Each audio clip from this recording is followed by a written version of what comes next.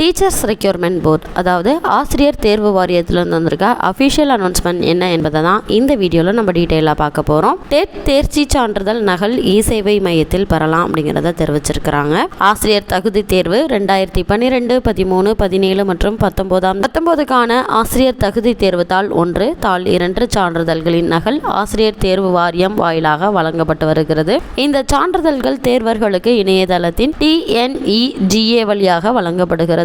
வாரிய தலைவர் அனுமதி அளித்திருக்கிறார். இந்நிலையில் ஆசிரியர் தேர்வு வாரிய துணை இயக்குனர் அறிவிப்புல டெட் தேர்வு சான்றிதழ்கள் நகல் பெறுவதற்கு இ சேவை மையத்தை அணுக வேண்டும். விண்ணப்பதாரர்களிடம் கட்டண தொகை 100, ஆசிரியர் தேர்வு வாரிய வங்கி கணக்குக்கு மற்றும் இ சேவை நிறுவனத்திற்கான சேவை கட்டணம் 60 சேர்த்து 160 இ சேவை மையத்தில் செலுத்தி சான்றிதழ் நகலை பெற்றுக்கொள்ளலாம் என தெரிவிக்கப்பட்டிருக்கு. அது மட்டும் இல்லாம டிஆர்பில இருந்து வந்திருக்க ஆனுவல் பிளானர் என்ன அப்படின்னு சொல்லி பார்த்தோம்னா, assistant professor in government arts and science college and college of எஜுகேஷனில் வந்திருக்கு. நோட்டிஃபிகேஷன் ஜனவரியில் வரும் அப்படிங்கிறத சொல்லியிருந்தாங்க. ஆனால் இது வரைக்கும் வரப்படலை. கூடிய சீக்கிரம் வரும்னு எதிர்பார்க்கப்படுது. அதே மாதிரி டிஆர்பி பாலிடெக்னிக் எக்ஸாமை பொறுத்த வரைக்கும் எப்போ வரும், அதாவது கூடிய சீக்கிரம் வரும் அப்படின்னு சொல்லி தெரிவிச்சிருந்தாங்க. அதாவது மே மாதம் வரும் அப்படிங்கிறது. அது 493 போஸ்டிங் சொல்லியிருந்தாங்க. ஆக்சுவலாக ஜனவரியில் வர வேண்டிய ஆர்ட்ஸ் அண்ட் சயின்ஸ் காலேஜான போஸ்டிங்கே இன்னும் அதுக்கான நோட்டிஃபிகேஷன் வராததால் இன்னும் இந்த பாலிடெக்னிக்கான நோட்டிஃபிகேஷன் இன்னும் தள்ளி போகிறதுக்கான வாய்ப்புகள் இருக்குது. எதுவாக இருந்தாலும் அஃபிஷியலாக சொன்னதுக்கப்புறம் தான் இதுக்கான ப்ரூஃப் நமக்கு கிடைக்கும்.